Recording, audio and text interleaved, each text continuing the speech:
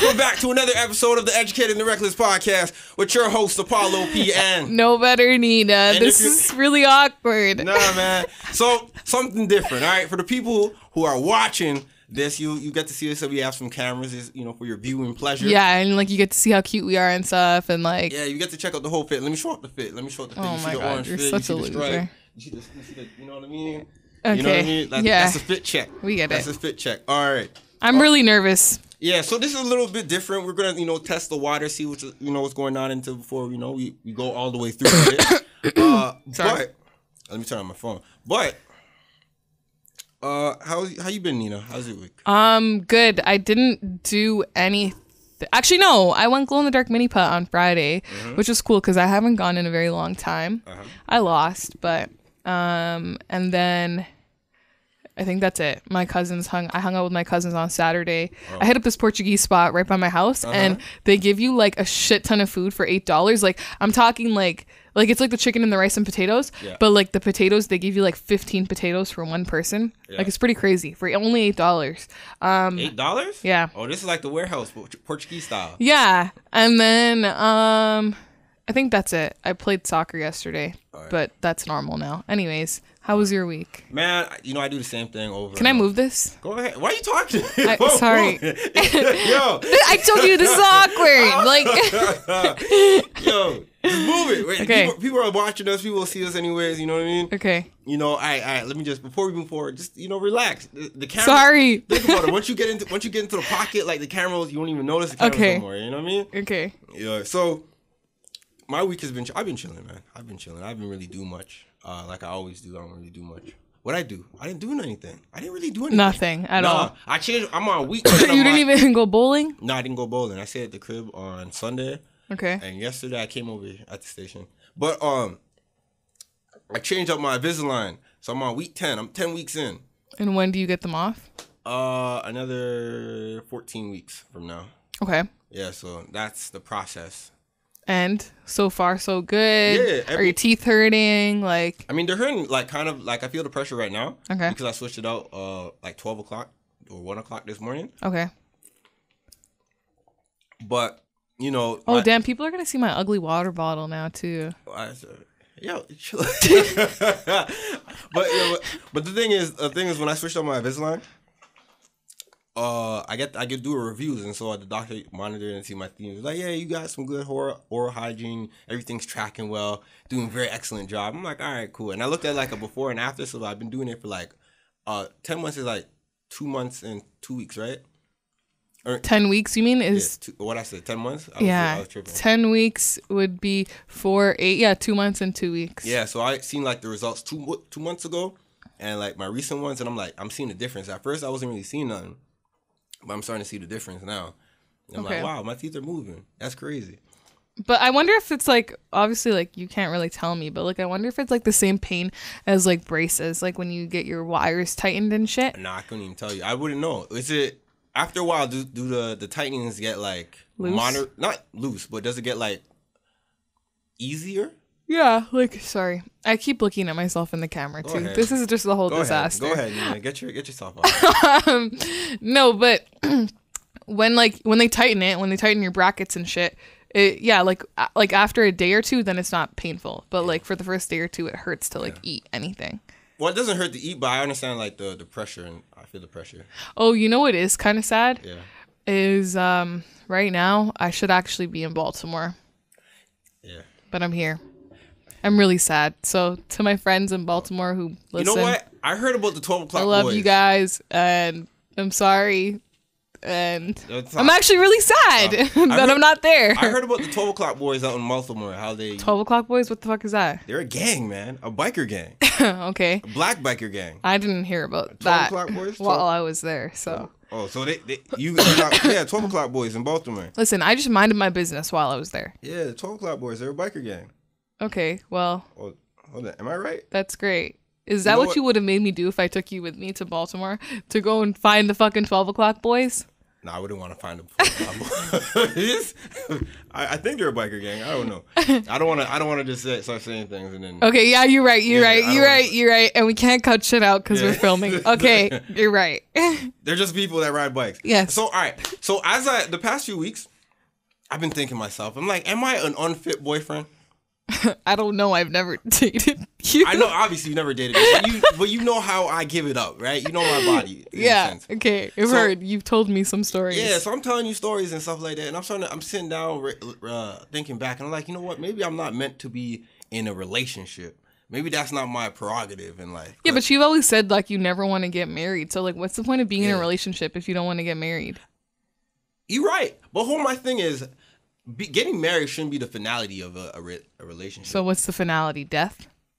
I don't know. I think it's an ongoing thing, like life. Like you kind of live life. So you just think when you're in a relationship, it should just be a relationship the whole time, and there should be it should be moving forward. Like you should think about procreating. You should think about cohabitating. But see, you don't want that shit. So I never said I didn't want. I said I didn't want to get married. I didn't. You have said that. Yeah, what I said. Said that you've never wanted to get married. I did. Yeah, I said. Yes. That's what I'm saying. But I would even go as far as like even get with a girl, and we live in the same house and we sleep in separate beds. You know what I mean? Why would you do that? Just keep it old style. Keep some mystery. Okay, so yeah, you are an unfit boyfriend if that's your perspective. No, I'm playing. But I wouldn't say you're an unfit. I mean, maybe my standards are really low just because of some of the shit I've been through. Yeah. But like, I wouldn't say you're an unfit boyfriend just because like, from what you tell me, like, for example, remember the whole thing about the girl in Vaughan that you picked up and then you drove all the way to Mississauga to go to Scooters, then you dropped her back all the way in Vaughan, and then you went home all the way to Brampton? And I was like, wow, that's really nice. Like, listen, don't get it twisted. Some guys won't even pick you up. Like, and that's just the reality of it. But like shit like that I'm like, okay, you're actually nice. But like, I think you know what it is? I'll be honest with you. And I could tell you this because I'm your friend. Yeah. I think it's just like your perspective on certain issues. Like, you know how you have a not like, so like, you don't have a perspective that people would automatically be like, oh, that's a cool perspective for you to have. Like, it makes, like, people always want to, what's the word? Challenge? Like, challenge your perspective. Yeah. Like, for example, when you and I talked about the whole Yes Jules thing and how that turned into an argument. I think it's shit like that. I gotta talk about that. So, I don't know our podcast is going to be all over the place a little bit, but just bear with us. All right, so, hey, let's get off the unfit boyfriend. Well, this is my ugly water bottle, you guys. I don't know if Apollo will ever settle down. I don't know if that's ever going to be a thing. Okay.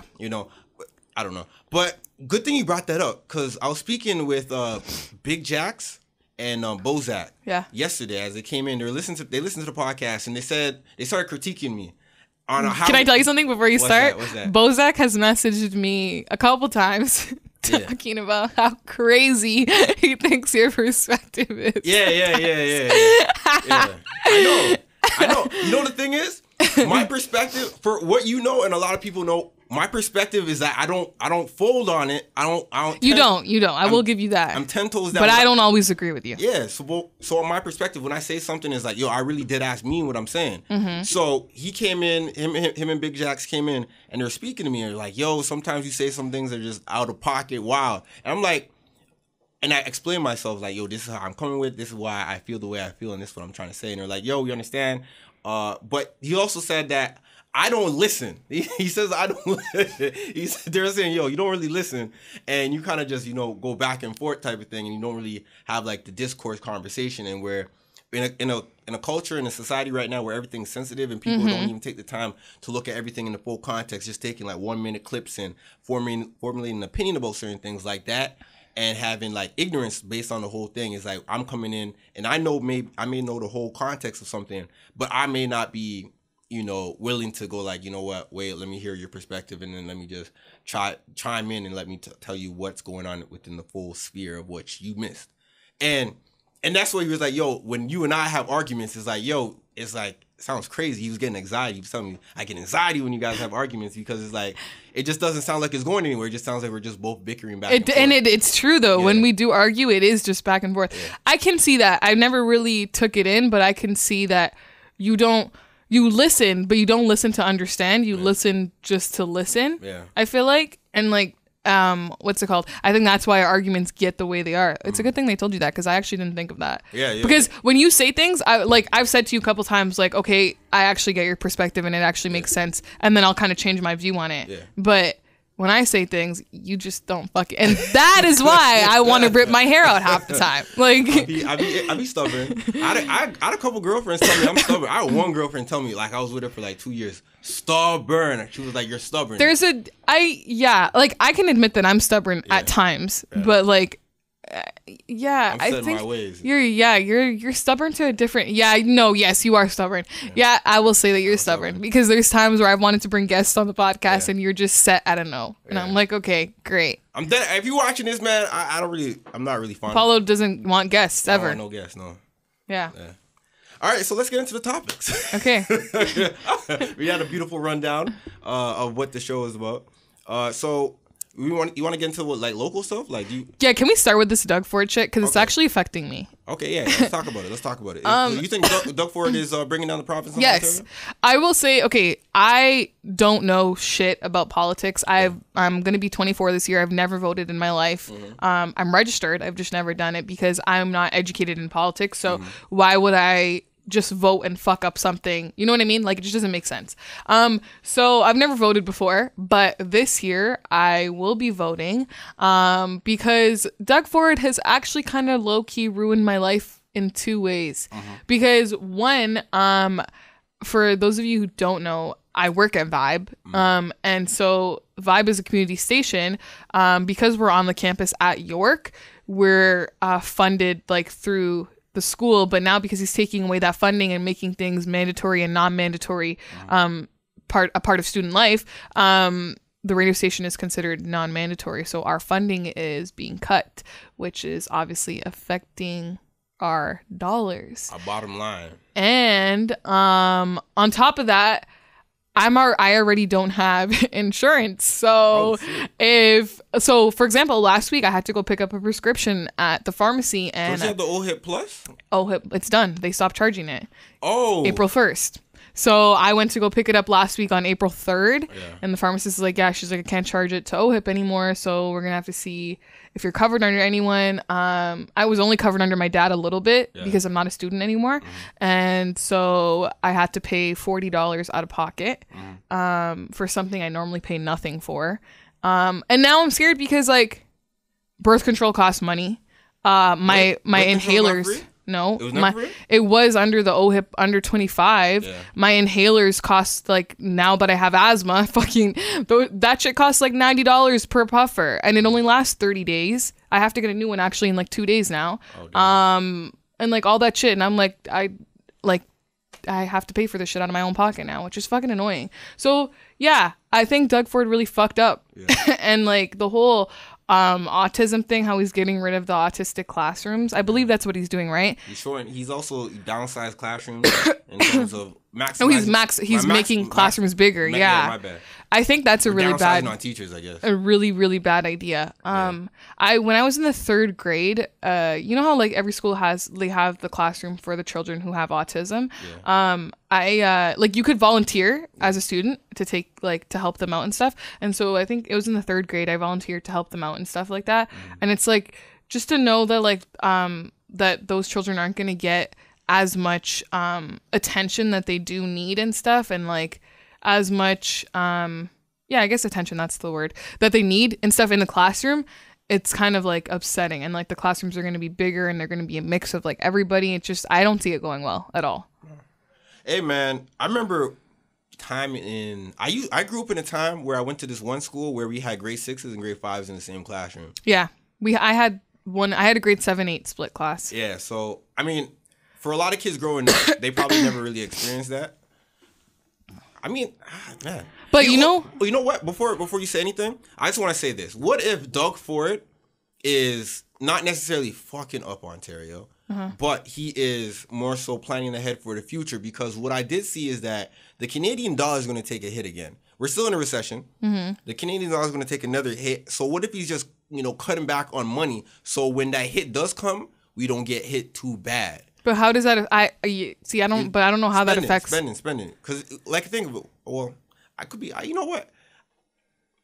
maybe isn't that Premier Trudeau's not Premier Prime Minister Trudeau's job to be worried about finances and stuff like that?